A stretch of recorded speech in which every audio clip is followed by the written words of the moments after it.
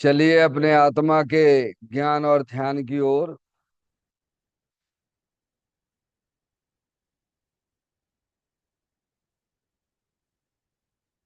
अपने चंचल मन को एवं चंचल उपयोग को स्थिर करने के लिए जिनवाणी माता के माध्यम से अपनी वर्तमान ज्ञान की पर्याय में सम्यक भेद ज्ञान उत्पन्न करते हुए शरीर शरीर से संबंधित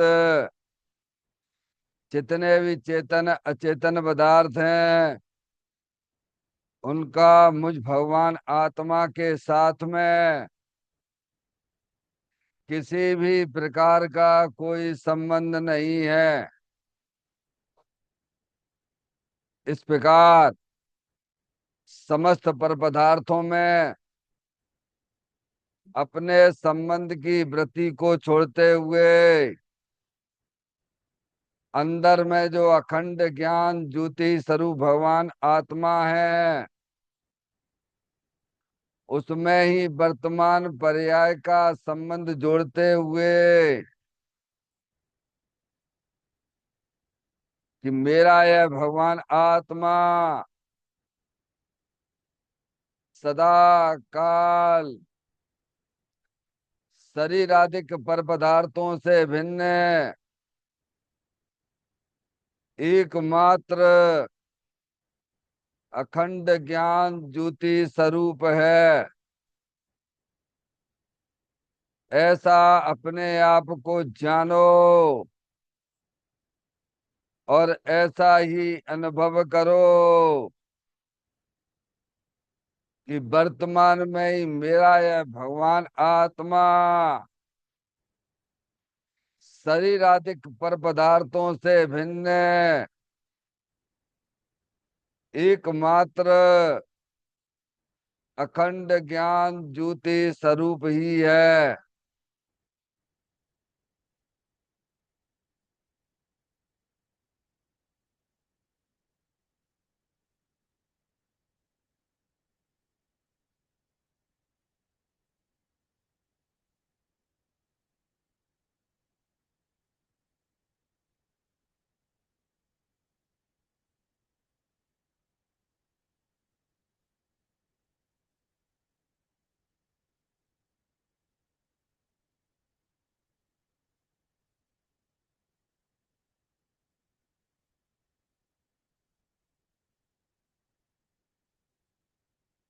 इसी प्रकार से संसार अवस्था में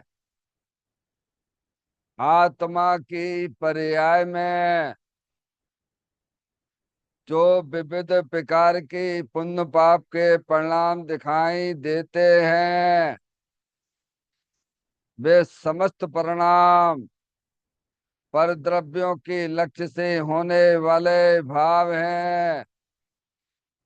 वे हमारे आत्मा का स्वभाव नहीं है। ऐसे समस्त रागादिक परिणामों में एकत्व बुद्धि, ममत्व बुद्धि, कर्तृत्व बुद्धि, भोक्तृत्व बुद्धि तथा उन रागादिक परिणामों की ज्ञाता बुद्धि को भी छोड़ते हुए अंदर में जो अखंड ज्ञान ज्योति स्वरूप भगवान आत्मा है जो कि सदा काल शरीर रागादिक से भिन्न एकमात्र पूर्ण निराकुलता स्वरूप वाला है। ऐसा अपने आप को जानो और ऐसा ही अनुभव करो कि वर्तमान में ही मेरा यह भगवान आत्मा शरीर रागादिक से भिन्न एकमात्र पूर्ण वीतराग आनंद मूर्ति स्वरूप है।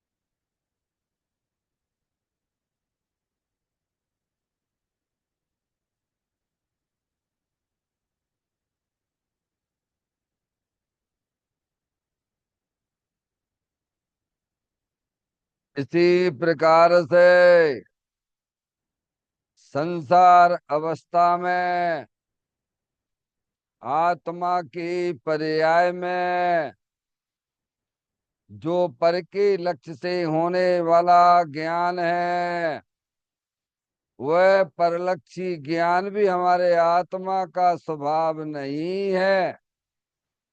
वह तो इंद्रिय जनित ज्ञान है। इस प्रकार शरीर रागादिक और परलक्षी ज्ञान के पर्यायों से भी भिन्न मैं तो एकमात्र अखंड ज्ञान ज्योति स्वरूप भगवान आत्मा हूँ। ऐसा अपने आप को जानो और ऐसा ही अनुभव करो कि वर्तमान में ही मेरा यह भगवान आत्मा शरीर रागादिक और खंड खंड ज्ञान के पर्यायों से भी भिन्न एकमात्र अखंड ज्ञान ज्योति स्वरूप ही है।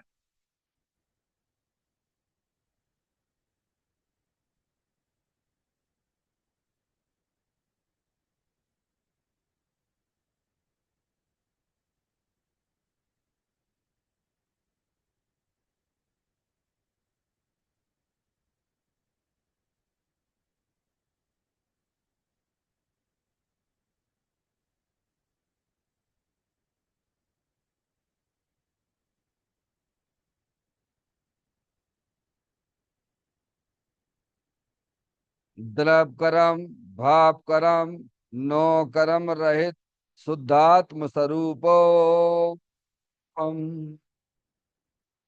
मेरा ये भगवान आत्मा सदा काल शरीर आदि के नौ कर्मों से भिन्न है। मेरा ये भगवान आत्मा सदा काल ज्ञानावरणादि आठ कर्मों से भी भिन्न है। मेरा ये भगवान आत्मा सदा काल मोह राग द्वेष भाव कर्मों से भी भिन्न है। इस प्रकार द्रव कर्म भाव कर्म नो कर्म तीनों कर्मों से रहे मैं तो एकमात्र परम पवित्र शुद्धात्म स्वरूप हूँ।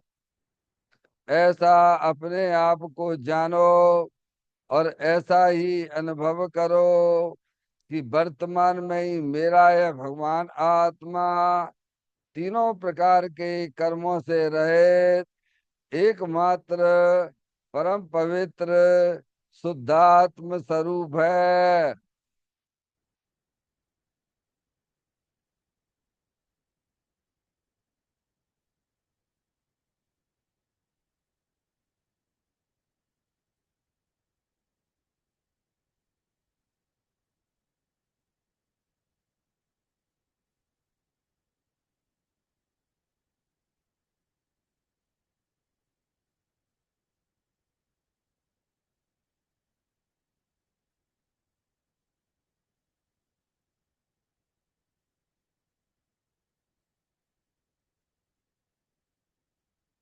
ओम नमः सिद्धेभ्यां।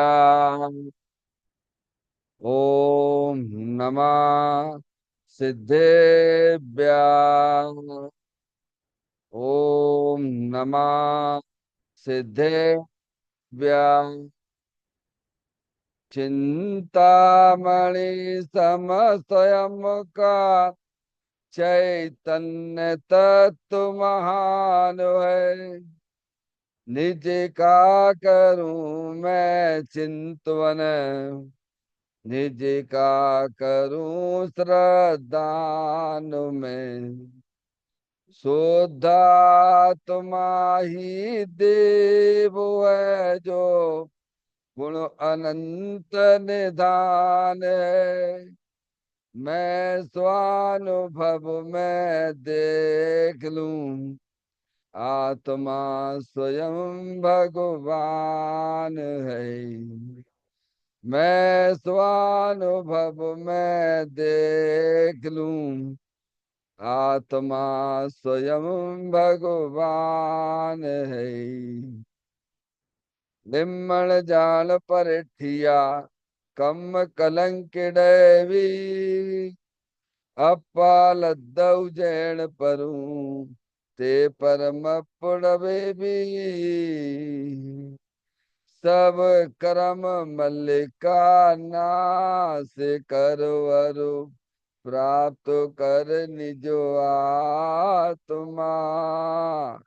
जो ले निर्मल ध्यान में नम कर निकल परमात्मा। सब नाश कर घन गाति अरे, अंत पद को पा लिया। कर नमन उन जिन देव को यह काव्य पत अपना लिया।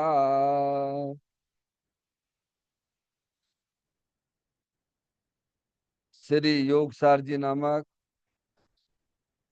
परम आध्यात्मिक ग्रंथ स्वाध्याय हेतु में विराजमान है। आज से 1400 वर्ष पहले इस महान पवित्र ग्रंथ की रचना दिगंबर संत योगेंद्र महाराज जी हुए हैं। उन्होंने इस महान पवित्र ग्रंथ की रचना की और उन्होंने इस ग्रंथ का नाम योगसार जी रखा। योगसार जी का सीधा सा अर्थ है मुक्ति के मार्ग में। योग का मतलब जोड़ होता है। किसका किसके साथ में जोड़ करना? तो अर्यंत परमात्मा कहते हैं कि अपनी वर्तमान सुत ज्ञान की पर्याय का अंदर में जो अपना त्रिकालिक ध्रुव भगवान आत्मा जो कि सदा काल द्रव्य कर्म भाव कर्म नौ कर्म से रहित एकमात्र अखंड ज्ञान ज्योति स्वरूप है। ऐसे गायक प्रभु परमात्मा में अपनी वर्तमान सुत ज्ञान की पर्याय का संबंध जोड़ने का नाम योग है, जिसे शास्त्रीय भाषा में सम्यक दर्शन सम्यक ज्ञान भी कहते हैं। और चैतन्य भगवान आत्मा में ही अपनी वर्तमान पर्याय को मग्न कराना, लीन करना, स्थिर करना, उसे सार कहते हैं, यानी सम्यक चारित्र कहते हैं। तो योग सार क्या हो गया? सम्यक दर्शन, सम्यक ज्ञान, सम्यक चारित्र वाली निर्मल पर्याय, पवित्र पर्याय जो अपने आत्मा के आश्रय से प्रकट होती है, इसे यहाँ योग सार कहते हैं। और इसे ही अरिहंत परमात्मा मोक्ष मार्ग कहते हैं और इसी का नाम धर्म है। देखिएगा योग सार ग्रंथ के माध्यम से हम और आप यहाँ पर 66वें नंबर की गाथा का स्वाध्याय चल रहा है, जिसमें दिगंबर संत इस गाथा के माध्यम से हमें यही समझाना चाहते हैं कि तत्व ज्ञानी बिरले होते हैं। यानी बिरले यानी बहुत कम है। तत्व ज्ञानी का मतलब अपने आत्मा का आनंद लेने वाले। क्योंकि जो आत्म वस्तु है वह सदा काल अतीन्द्रिय आनंद स्वरूप है, सुख शांति के भंडार स्वरूप है। ऐसे गायक प्रभु परमात्मा का आनंद लेने वाले जीव बहुत कम हैं। समझ में आया भैया? क्योंकि अनादिकाल से आत्मा की पर्याय में अज्ञान दशा है, और उस अज्ञान दशा को मिटने के लिए एकमात्र जिनवाणी माता है, देव शास्त्र गुरु हैं, उनके समागम में उसे पहले आना पड़ेगा, वस्तु स्वरूप को समझना पड़ेगा। समझ में आया भैया? वस्तु स्वरूप क्या है? कि जो आत्म वस्तु है वह सदा काल शरीर से भिन्न है। जो आत्म वस्तु है अंदर में, जो आत्मा के साथ में अनादि काल से ज्ञान वर्णादि 8 कर्मों की रचना है, उससे भी भगवान आत्मा भिन्न है। अंदर में परिणामों में जो परिलक्षी भाव हैं, मोराग्दिश के परिणाम हैं, उनसे भी वह आत्म वस्तु भिन्न है। ऐसा सच्चा ज्ञान जब वह देव शास्त्र गुरु के पास में आएगा, समझिएगा, तब उसकी अज्ञान दशा दूर होगी। समझ में आया? यहाँ आना पड़ेगा, इसीलिए बहुत कठिन है। लेकिन अपने आपके महान पुण्य की वजह से हमें आपको सबको जनवाणी माता मिल गई है। अरिहंत परमात्मा का यहाँ पर उसका अभाव है। साधु परमेष्टि भी देखने को मिलते नहीं है जो तत्व की बातें करते हो। इसीलिए एकमात्र इस पंचम काल में जनवाणी माता ही उसके अज्ञानता को मिटने के लिए सहायक है, संयोगी है। समझ में आया? इसीलिए विरलता है। आप समझे विरलता क्यों है? अनादिकाल से अज्ञान दशा चली आ रही है। शरीर है सो मैं हूँ, शरीर है सो मैं हूँ, अपनी पहचान कैसे करता है? देख लो आप दुनिया में जितने भी जीव हैं, समय जबकि दो चीजें भिन्न भिन्न है। एक शरीर जड़ है, और शरीर को जानने वाली चैतन्य रूपी आत्म वस्तु है। समझ में आया भैया? इसीलिए विरलता है। विरलता क्यों है? क्योंकि ये तत्व की बातें करने वाले कहाँ बचे बताइए आप। जुगनू बत रह गए हैं। जैसे जुगनू देखने को यहाँ शहर में जुगनू कहाँ मिलते हैं? आपको मिलते हैं? समझ में आया भैया? शहर में जहाँ लोग रहवासी लोग हों, वहाँ जुगनू देखने को मिलते हैं क्या? तो मैं गांव में तो मिल जाएंगे आपको, खंडहर में मिल जाएंगे, लेकिन ऐसे ही जो है तत्व ज्ञानी, तत्व की बातें करने वाले, तत्व आत्मा का आनंद लेने वाले जीव बहुत कम है। यहाँ तक आ जाना आपसे, समझिए आप। क्योंकि अनादिकाल से अज्ञान दशा है ना। दे जीव को एक गिने बैरातम तत्व मुदा है। हम्म। देखिए अपन गाथा का पाठ करते हुए इसकी अगले पॉइंट पर भी चलेंगे।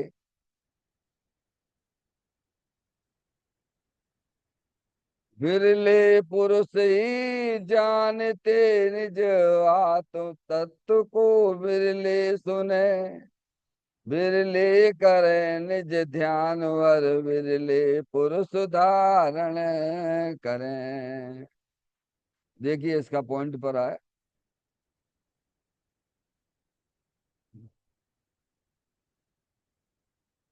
शास्त्रों की धारणा, शब्दों की धारणा करने वाले तो जगत में बहुत हैं, परंतु सम्यक दर्शन ज्ञान में अर्थात अनुभव में जो आत्मा आता है, उसकी धारणा करने वाले जीव बहुत थोड़े हैं। बहुत ही थोड़े जीव इस अनुपम तत्व का लाभ ले सकते हैं। क्योंकि मन रहित असैनी पंचेंद्रिय तक के जीवों में तो विचार करने की शक्ति ही नहीं, तथा संगी पंचेंद्रिय जीवों में नारकी तो रात दिन कसायों के कार्य में लगे हैं। पशुओं में भी आत्मज्ञान पाना अति दुर्लभ है। देवों में विषयों की अति तीव्रता है तथा वैराग्य भावना की दुर्लभता है। देखो चारों गतियों की बात यहाँ पे आई है। क्यों दुर्लभता है? मैंने तो कहते हैं शास्त्रों की धारणा, शब्दों की धारणा करने वाले तो जगत में बहुत हैं। ये किन की बात है? ये दिगंबर जैनियों की बात है। समझ में आए? इसमें आप सब हट गए।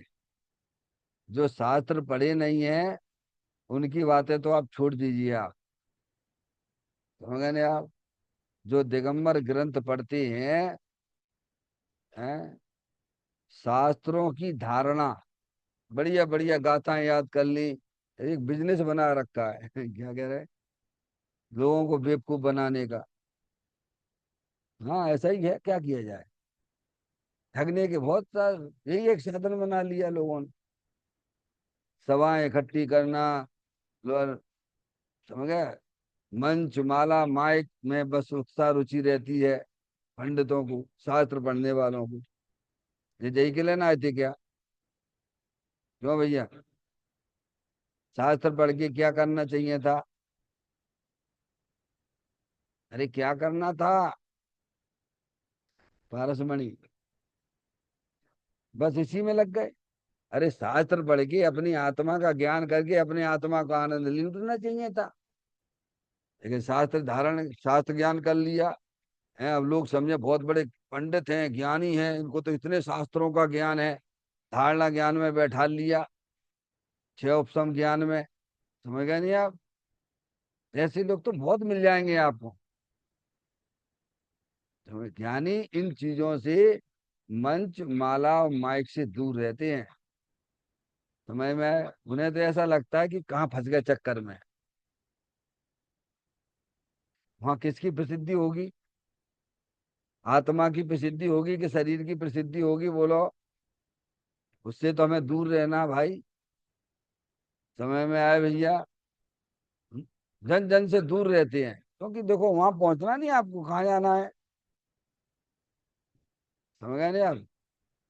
लेकिन ये कह रहे ऐसे बहुत से मिल जाएंगे तुम्हें, शास्त्र पढ़ने वाले, शास्त्र की धारणा करने वाले, शास्त्रों की एक एक लाइन बिल्कुल लगे आपको कैसा में।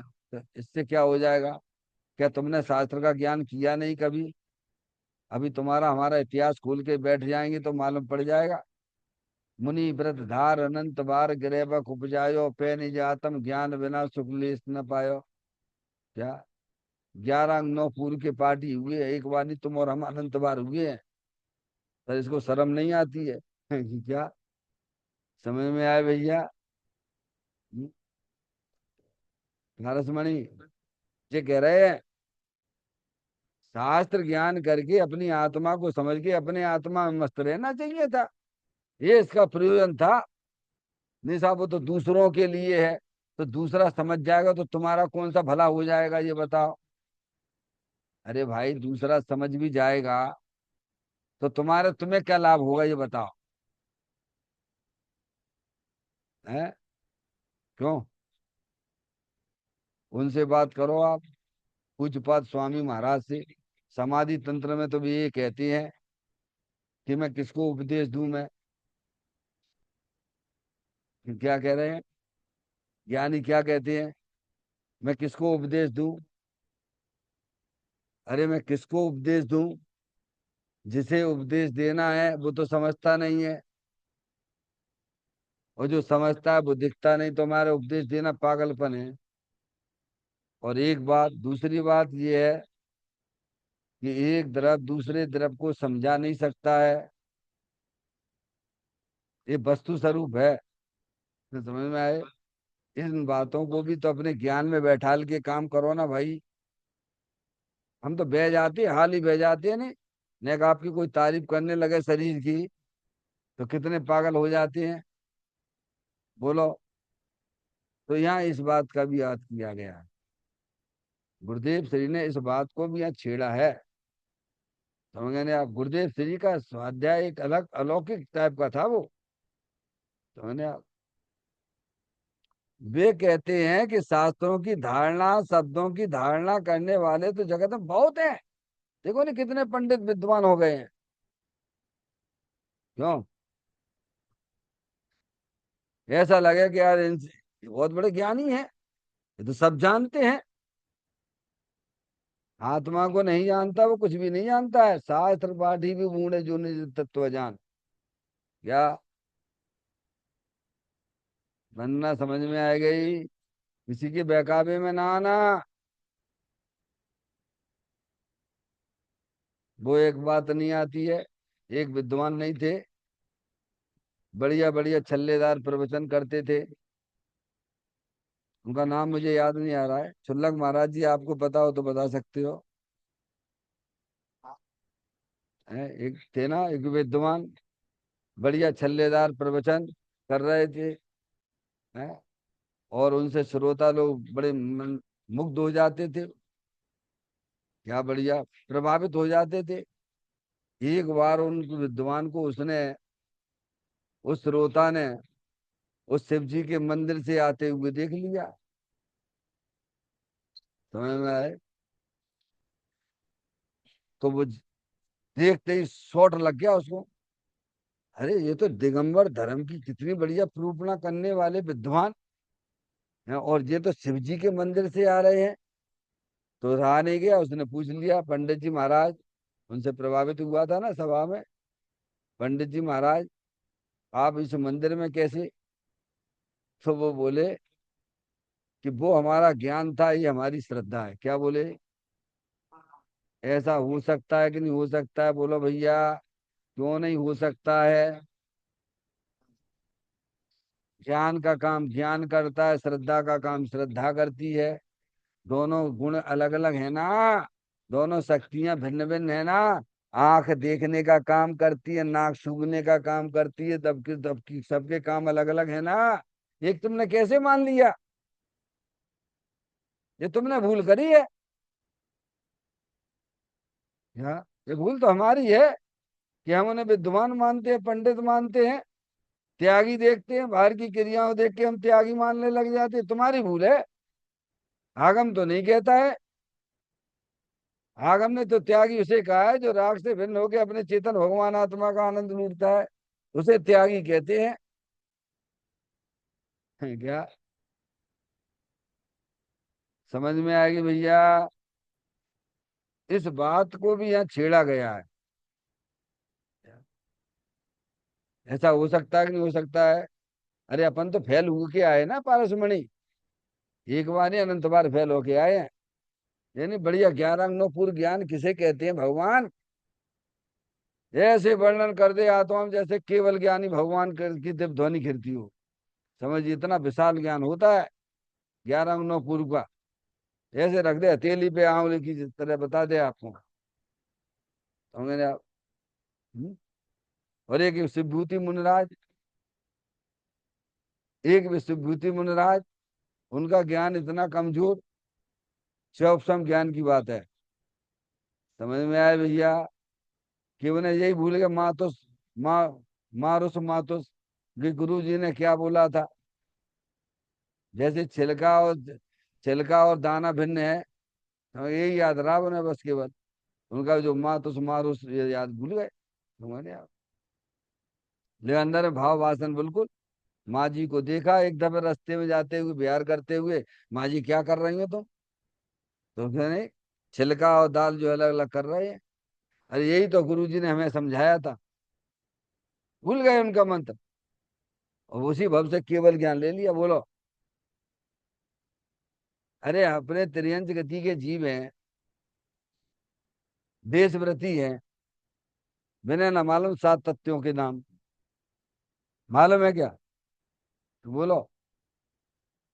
6 द्रव्यों के नाम मालूम है उन्हें? भाव भाषण में पूरे। तो जैन दर्शन में भाव भाषण की कीमत है। हम कहते तो रहे राग बड़ा दुखदाई है। क्या? शुभ राग जो है भट्टी है। क्या है? लेकिन अशुभ में तुम्हारी प्रवृत्ति इतनी चल रही है, पूछो ही मत। पारसमणि, तो यहाँ कौन को बेवकूफ बना रहे तुम? अभी तुम्हें जो है बाहर का पानी, बाहर का दूध तो तुम्हारा छूटता नहीं है। रात्रि में पानी पीना तुम्हारा छूटता नहीं है।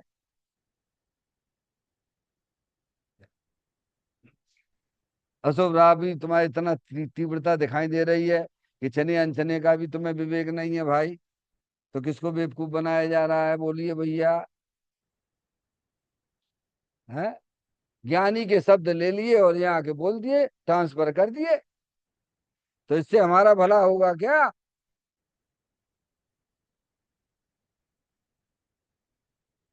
देखो, एक महल में चोरी हो गई। क्या हुई?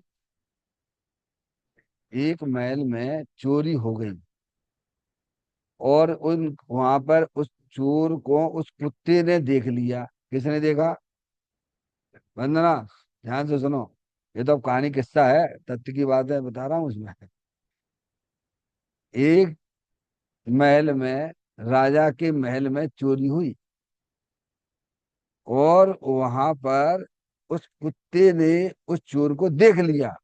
कुत्ता रहता है, वफादार होता है ना कुत्ता, समझ गया?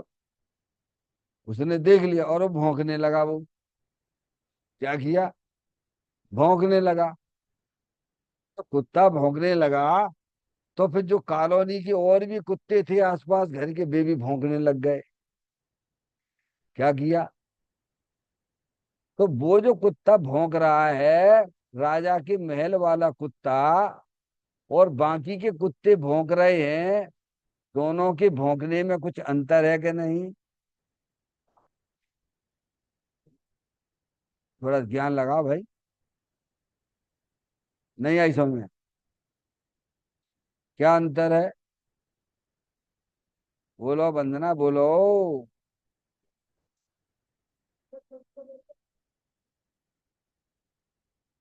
भौंक तो वो भी रहा है, बाहर का कॉलोनी के अन्य कुत्ते भी भौंक रहे हैं, और राजा के महल वाला कुत्ता भी भौंक रहा है। दोनों के भौंकने में अंतर है कि नहीं? महल में रहने वाला कुत्ता किसे देखकर भौंकता है, और फिर जो कुत्ते भौंक रहे हैं वे किसे देख के भौंक रहे हैं, बोलो? हैं?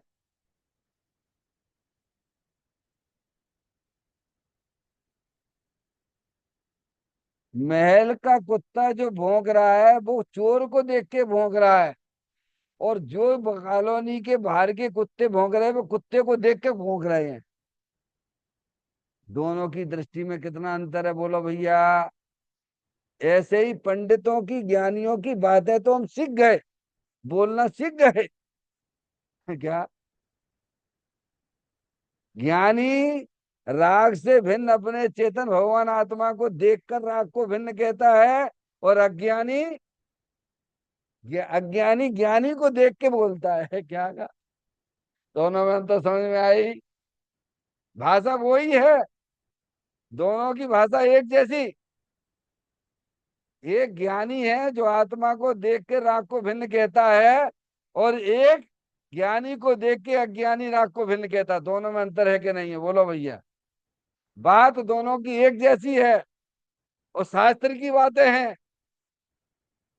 समझ में आए भैया? तो कहते हैं शास्त्रों की धारणा, शब्दों की धारणा करने वाले तो जगत में बहुत हैं। बहुत मिल जाएंगे आपको, बहुत मिल जाएंगे। मिल जाएंगे, अब तो मिल जाएंगे। गुरुदेव श्री के प्रताप से बहुत पंडित आपको मिल जाए, शास्त्र पढ़ने वाले।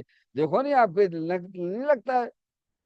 बच्चों को वहाँ स्टेज पे बुलाते हैं, ऐसे छोटे छोटे बच्चे, पूरा रतनकरण साहब का चार, क्या, मोक्ष मार्ग प्रकाशक, लाइन टू लाइन, क्या कहाँ लिखा, कौन से पृष्ठ पे लिखा, कौन सी गाथा लिखी है? और ज्ञानी है, एक को तो गाथा ही याद नहीं है। अब बोलो क्या करें? हम्म? इसलिए छह उपसम ज्ञान से कोई लेना देना नहीं है, यहाँ ये बताना चाहते हैं। आपको समझना पड़ेगा। हम्म? अगर आपने दिनवाणी माता का स्वाध्याय किया होगा, समझा होगा, तो समझ सकते हो आप। नहीं तो ठगाए जाओगे, या तो बारी क्रियाओं से ठगाए जाओगे, या किसी शास्त्र के ज्ञान को देख के ठग जाओगे आप। कहते हैं शास्त्रों की धारणा, शब्दों की धारणा करने वाले तो जगत में बहुत हैं, अब बहुत मिल जाएंगे आपको। परंतु अब देखना आप, परंतु सम्यक दर्शन ज्ञान में अर्थात अनुभव में जो आत्मा आता है। सम्यक दर्शन किसे कहना? आत्मा के दर्शन का नाम सम्यक दर्शन।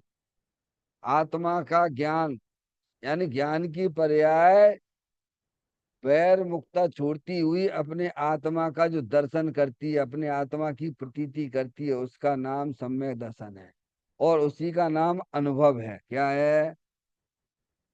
जो शुद्ध ज्ञान की पर्याय समझ पर द्रव प्रभाव और पर्याय से विमुख हो जाती है और चेतन भगवान आत्मा के सन्मुख होकर काम करती है, उसे भगवान सम्यक दर्शन सम्यक ज्ञान कहते हैं, यानी आत्मा का अनुभव कहते हैं।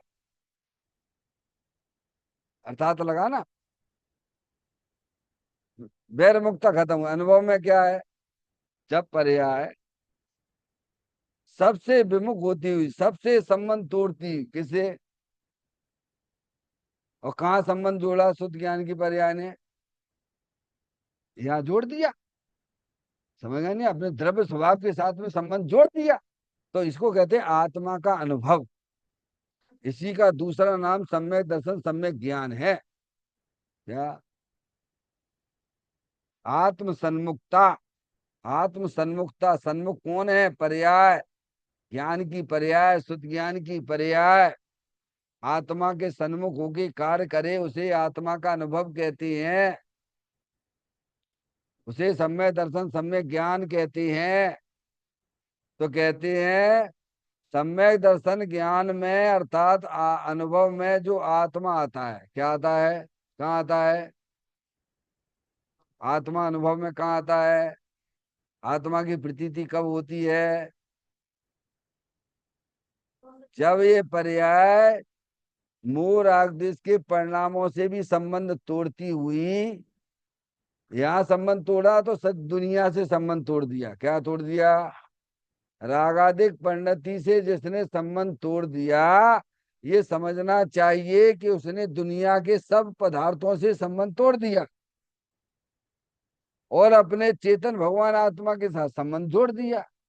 उसे कहते आत्म अनुभव। अनुभव चिंता मण रतन, अनुभव है रसकूप, अनुभव मार्ग मोक्ष को, अनुभव मोक्ष स्वरूप। समझ में आया भैया? तो कहते सम्यक दर्शन सम्यक ज्ञान में अर्थात अनुभव में जो आत्मा आता है, यानी आत्मा का अनुभव होता है, देखना प्रतीति, उसकी धारणा करने वाले जी बहुत थोड़े हैं। अब ज्ञान की पर्याय किधर काम कर रही है? कितने अंतर्मुख वाले बता? बहुत थोड़े हैं। ये काम करना था, समझे आप? वैर मुक्ता खत्म करने के लिए था धर्म, जिसके लिए था।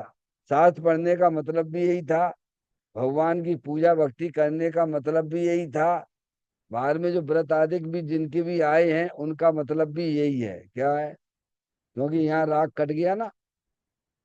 राग तभी कटता है, राग जो है आकुलता वाले परिणाम कटे। समझ आप? जितने अनंतानबंदी कसाई चली गई, किसके आश्रय से? सारे दुख वाली पर्याय जो है आश्रित तत्व हैं, वे कैसे हटेंगे? अंदर भगवान त्रिकालिक ध्रुव भगवान आत्मा है ना, अंदर आश्रय विश्वरूपी। क्या? उसके साथ संबंध जोड़िए, जोड़ने वाली पर्याय है। अनादिकाल से शुद्ध ज्ञान की पर्याय अपनी आत्मा से संबंध नहीं जोड़ रही। नहीं जोड़ रही तो उसकी पर्याय में आकुलता ही आकुलता, आश्रव ही आश्रव चल रही है। और जब तक आश्रव रहेगा तब तक संसार चक्र भी चालू रहेगा। समझ में आए भैया? और जैसे ही पर्याय शुद्ध ज्ञान की पर्याय परद्रव प्रभाव और पर्याय मूराग देश के परिणामों से भी संबंध तोड़ती हुई द्रव से संबंध जहाँ जोड़ती है, वही उसी समय उसकी पर्याय में सम्यक दर्शन ज्ञान चारित्र वाली निर्मल पर्याय एक ही समय है। यानी दुख रूपी पर्याय का गायब होना और निराकुलता रूपी पर्याय की उत्पत्ति होना, प्रकाश का उत्पन्न होना और अंधकार का भगना एक ही समय है। समझ में आए भैया? हम्म? और फिर वो जो आत्मा को जिसने अनुभव में ले लिया है, जिस पर्याय में, जिस मोह रहित पर्याय, वीतराग रूपी पर्याय, तो कहते हैं उसकी धारणा करने वाले जीव भी बहुत है। पहले तो अंतर्मुख होके अपने चेतन भगवान आत्मा का अनुभव करने वाले बहुत कम, इस प्रोसेस में आ जाना।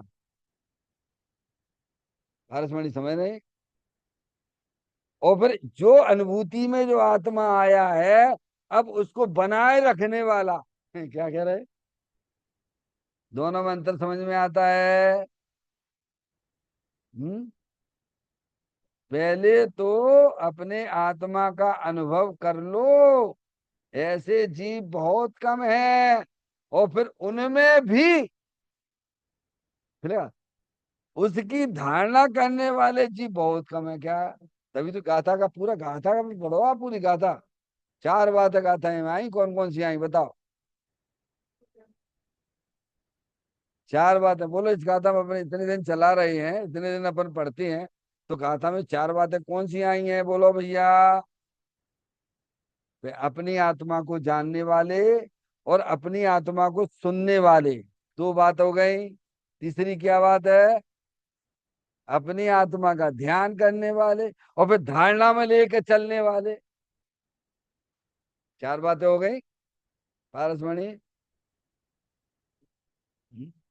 पहले तो तत्व की बातें कहाँ रही बताओ? और फिर उसमें फिर अनुभव में आ जाना और फिर उसको बनाए के रखना। हम्म, बहुत कम है, बहुत कम है। उसकी धारणा करने वाले जीव बहुत थोड़े हैं। अब देखना क्यों है थोड़े। बहुत ही थोड़े जीव इस अनुपम तत्व का लाभ ले सकते हैं। क्यों ले सकते हैं?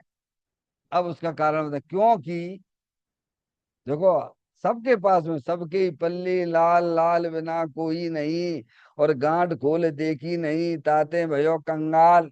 अनादिकाल से ज्ञान की पर्याय पंच इंद्री के विषयों में सुख की कल्पना करके बारी बार घूम रही है। समझ में आए भैया? फिर ये माँ जनवाणी माता का तत्व मिल जाना। अरे भैया, सुख स्वरूप तो भगवान आत्मा दे देवल में ही विराजमान है। तुम कहाँ भारी बात ढूंढ रहे हो भैया? तब उसकी ज्ञान की पर्याय वहां से व्यावृत होती है। क्या होती है? चल मन तो बनाओ। कहाँ निर्णय करने का फुर्सत है? कितने लोग हैं फुर्सत? देखो मनुष्य पर्याय में भी क्या हालत हो रही है, आप बताइए आप। पारसमणि, अपने आप की मनुष्य पर्याय को देख लीजिए। मनुष्य पर्याय में आए, बाल अवस्था थी, हैं, जैसे कैसे बड़े हुए, शरीर की अवस्था बढ़ती गई, और फिर जो है पढ़ाई लिखाई का बोझ डाल दिया गया है। समझ गए नहीं आप? घर में भी सब अज्ञानी, तत्व को नहीं जानने वाले, ऐसे घर में आके जन्म लिया। कोई बताने वाला नहीं, चलो भाई लौकिक विद्या में चले गए। पढ़ते पढ़ते 20-22 साल तुमने बही में निकाल दिए हैं। फिर शादी ब्याह हो गया भैया। हमारे या तुम्हारे साथ में यही घटना तो घटी है ना? है? हम्म? समझ में आए? और फिर जो है हम बच्चे अच्छे हो गए, पर उसी की बस एक एक बस, बस उसी बारी बार बारी बार बारी बार। ये तो कुछ ऐसी जागृति आ गई, कुछ ऐसा काल आया कि तत्व की बातें अपन को समझ में आने लग गई भैया। हाँ, बैठते हो सुनते हो तो समझ में भी आने लग जाती है। अब देखो ना, मनुष्य पर दिगंबर में ये हालत है। जहाँ ये तत्व है वो जहाँ नहीं है, वहां की तो हालत है, वहां की क्या कहना। देखो नहीं, कितने गए प्रयागराज में, कितने मर गए, कितनी भीड़ भाड़, कहाँ भीड़ लगी है? बोलो। हैं? सब दुनिया में आग लगी हुई है भाई साहब, आप तो ये समझिए। आप बहुत बढ़िया जगह आ गए हो। वस्तु स्वरूप को प्रकाशन करने वाली माँ जनवाणी माता मिल गई है भैया। और समझाने वाले गुरुदेव श्री जैसे मिल गए अपन को। हैं? बहुत ही थोड़े जीव इस अनुपम तत्व का लाभ ले सकते हैं, यानी अपने चेतन भगवान आता है लाभ, यानी अपनी आत्मा का लाभ, यानी अपनी आत्मा का सेवन करने वाले। अपनी आत्मा का सेवन बैर मुक्ता से होगा कि अंतर मुक्ता से होगा, बोलो प्रभु। है मंदिर में भगवान के दर्शन करना है तो बाहर सड़क पे खड़े होंगे कि अंदर आने पड़े? हैं? कैसे? हम मंदिर में भी आ गए और इतने बिते देखत रहे, फालतू की बातें करते रहे, तो भगवान के दर्शन होंगे क्या? ऐसे ही अपना भगवान आत्मा वीतराग आनंद मूर्ति स्वरूप है, सुख शांति के भंडार स्वरूप है। पहले श्रद्धा में और ज्ञान में ये बात तो पक्की बैठा लो, तब तो उपयोग अंदर ये आएगा ना। कैसे बताओ, कैसे आएगा बताइए आप। नहीं तो आए बस घर से भगे, यहाँ से भगे, भक्ति रहती भक्ति रहती भक्ति रहती भक्ति रहती। क्या ऐसी दौड़ लगा रहे परिणामों में, समय परिणामों की बता रहे, शरीर की क्रिया तो जो प्रभु दुनिया जाने क्या कह रहे हैं। परिणामों में कैसे, बिल्कुल चैन नहीं, बिल्कुल बिल्कुल चैन नहीं। क्या? कहाँ जाओगे भाई साहब? तुम लूकाकाश के पदार्थ हो। लूकाकाश में रहने वाले थोड़ा यहाँ भगवान के पास आए, थोड़ा शांति से तो बैठ जाओ। यहाँ भी तुम्हें शांति नहीं है तो तुम्हें कहाँ शांति मिलेगी, बोलो भैया। वंदना। चलो रे चलो, चलो रे चलो, कहाँ जाओगे यार चल के? अरे कहाँ जाओगे भाई साहब, इतनी उपयोग में चंचलता क्यों रखना? उपयोग में चंचलता राग के कारण से होती है। कहाँ से होती है? राग होता है पर से साथ संबंध जोड़ने से होता है। इसलिए भैंसरी ने क्या कहा? अल्प परिचय वाला हो, अल्प आहारी हो, अल्प भाषी हो। क्या? इन सब पे कंट्रोल करने के नहीं करने? तो कैसे होगा भैया? अपने चेतन भगवान आत्मा को जानने पर सब पे कंट्रोल हो जाता है। तो कहते हैं अपने आत्मा का लाभ लेने वाले, लाभ यानी बीतराग रूप परिणति। अपना भगवान आत्मा बीतराग आनंद मूर्ति स्वरूप है, सुख शांति के भंडार स्वरूप है। उसे ज्ञानियों ने अंतर्मुख होके उसका लाभ लिया है। कैसे लाभ लिया है? उसी का नाम सामायिक है। क्या? उसी का नाम सामायिक है। समता भाव की प्राप्ति होना, पर्याय में, परिणामों में वीतराग भाव की प्राप्ति होना, उसी का नाम लाभ है, उसी का नाम सामायिक है। अगली बात समझ में? क्यों है? क्योंकि मन रहित असंगी, मन रहित असैनी पंचेंद्रिय तक के जीवों में तो विचार करने की शक्ति नहीं। अब ये, अब विवरण बताया कि जीव राशियां एक इंद्री में कितनी है। तो दो, एक इंद्री से निकल के दो इंद्री पर्याय में आना, तीन इंद्री पर्याय मिलना, चार इंद्री पर्याय मिलना, असंगी यानी मन रहित, कहाँ तक शरीर का विकास चलता जाए। वंदना, समझ गए? वहां तक तो वे आत्मा का अनुभव कर ही नहीं सकते हैं। आत्मा का लाभ असंगी पंचेंद्रिय तक जीव नहीं ले सकता है। आत्मा का लाभ लेने के लिए संगी पंचेंद्रिय पना होना जरूरी है। इसीलिए चारों गतियों में सम्यक दर्शन की प्राप्ति होती है। किनको होती है? एक इंद्री से लेके असंगी पंचेंद्रिय तक आत्मा का लाभ नहीं लिया जा सकता है। आत्मा का लाभ लेने के लिए संगी पंचेंद्रिय मन होना जरूरी है। और आपके महान पुण्य के उदय से आप संगी पंचेंद्रिय पर्याय में यहाँ पर हैं। क्या? आइए बात समझ में। निकल निकल के आए ना पारसमणि? अपना हेडक्वार्टर कहाँ है? निगोज। हाँ, नित्य निगोज। कितना पार करके आयो? जन्म मरण नित्य करते करते, काल अनंत गमाए। आज हम जिन राज तुम्हारे द्वारे आए। काय के लिए आए हो? जन्म मरण करने के लिए आए हो। तो जिनेन देव परमात्मा के मंदिर में तो ना आना। यहाँ तो एक ही दवाई मिलती है, जन्म मरण के अभाव की दवाई मिलती है, और वही तुम्हारे लिए हितकारी है। तो कहते हैं असैनी पंचेंद्रिय तक के जीवों में तो विचार करने की शक्ति नहीं है। देखो, विचार शक्ति है ना, हित अहित का विचार करने की शक्ति अगर मन संगी को होती है तो वो प्राप्त कर लेता है।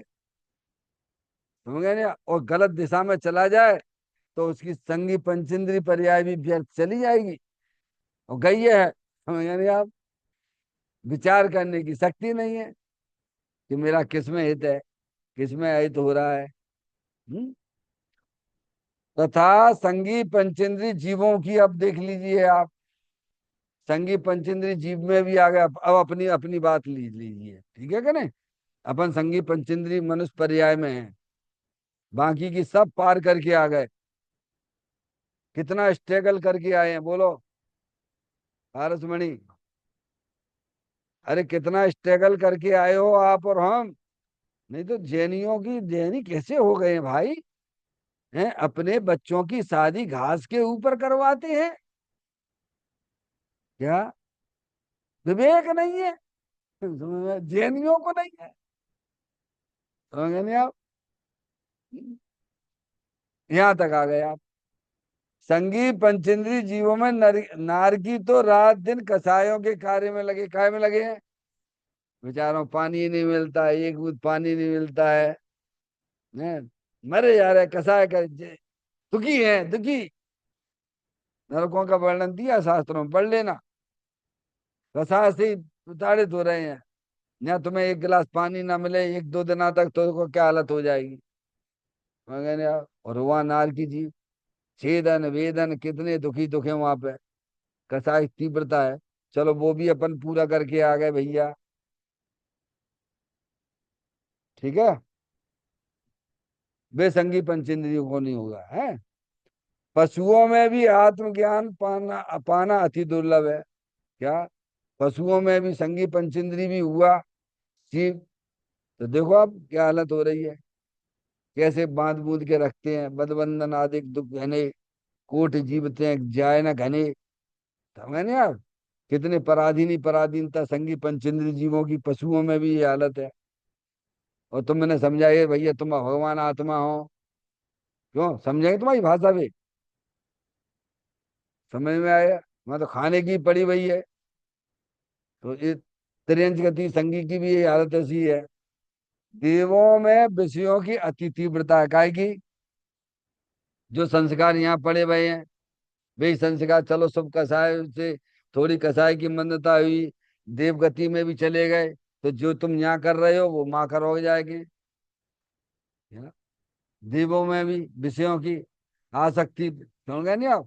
खूब मिल गए कैसे में भोग वोग मिल गए, वही में रथ हैं। जो यहाँ तो जैसे अपन को नहीं मिल जाते यहाँ पे, अनुकूलता मिल गई तो मैं चोला गली शकली सी नहीं हो जाती है पारसमणि। है तो देव गति में थोड़ी अनुकूलता मिल गई कि वहाँ भोजन वोजन तो तुम्हारे बनाने अनाने की तो कोई व्यवस्था है नहीं है। जैसे अपन को कोई भोजन वोजन कोई मिलते रहे, है अनुकूलता मिल गई तो काय के लिए मिली है कि तुम धर्म आराधना करो भैया। नहीं, खाए पिए बस लेटे सोए प्रमाद में। और फिर भोजन का टाइम होगा तो फिर भोजन में चलती है। वहां तो ये भी नहीं करना पड़ती है। वहां तो भोजन का भी झंझट ही खत्म है। क्या समझ में आए? कितने प्रमादी है। शरीर में रोग ही नहीं होता है। और इच्छा भी हुई तो कैसे हम कंठ से अमृत जैसा झरता है, उनकी उनकी उसी में पूर्ति हो जाती है हजारों वर्षों बाद। समझिए आप। हम्म? तो आप यहाँ से तुलना करिए, आपको जैसे अनुकूलता मिल जाती है तो आप उस अनुकूलता में कहाँ पे उपयोग लगाते हो? बोलो, आप किसे पसंद करोगे? अनुकूलता मिली तो अपने आत्मा के साथ संबंध जोड़ के आनंद लूटिए, वो करना चाहिए। लेकिन हम नहीं, विषय कथा में और क्या है, और के चक्कर में रहते हैं। तो देवों के विषयों की अति तीव्रता है, तब वैराग भावना की दुर्लभता, वहां भी क्या है, समझ गए आप। उन्हें कैसे समय ऐसा मस्त रहते, जैसे जैसे लोगों को यहाँ पे कोई मिल जाए ना, कैसे कैसे मस्त हो जाते हैं, काम इन्हें लेने देने, खाओ पियो, मिल गया, लॉटरी वाटरी खुल गई नहीं यहाँ पे, कैसे उसी में मस्त रहते, खाओ पियो, तब तक मनुष्य पर्याय या जो पर्याय मिली और उसमें वह पूरा करके चला जाता है। इस प्रकार से दुर्लभता है। हम आप यहाँ आए हुए हैं, मनुष्य पर्याय में है, जैन कुल में है, देव शास्त्र गुरु अपन को जो है तत्व की बात अपन को बताई है, अपन को ये बात जम रही है। तो अब और थोड़ा पुरुषार्थ करके अंतर्मुख होके अपने चेतन भगवान आत्मा से मिलना, उसका आनंद लेना, यही वास्तव में मनुष्य पर्याय की सार्थकता है। चैतन्य काय स्मरण प्रति क्षण करो रे, भवि के अनंत दुख को पल में हरो रे, अक्षय अनंत निज शोक निधान पाओ, गाओ अरे नित इसी के गीत गाओ, गाओ अरे नित इसी के गीत गाओ। 9 बार नमोकार मंत्र का स्मरण